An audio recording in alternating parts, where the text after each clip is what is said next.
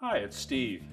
Today we'd like to show you how to change the ice bin container and auger assembly on your refrigerator. It's a really easy job and you won't need any tools.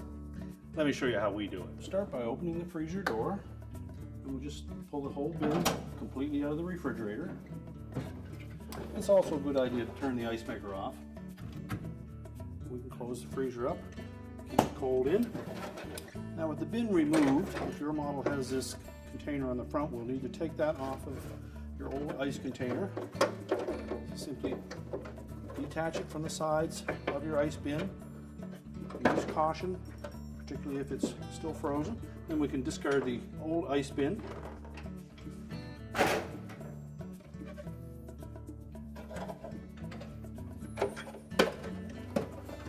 We'll attach that bin to the front.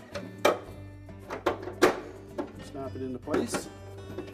Just make sure that the auger drive is lined up with the forks on the auger so that it will slide onto it easily. And just before we install it, remember to reach in, turn the ice maker on, slide our bin into position, close it up, and our repair is complete.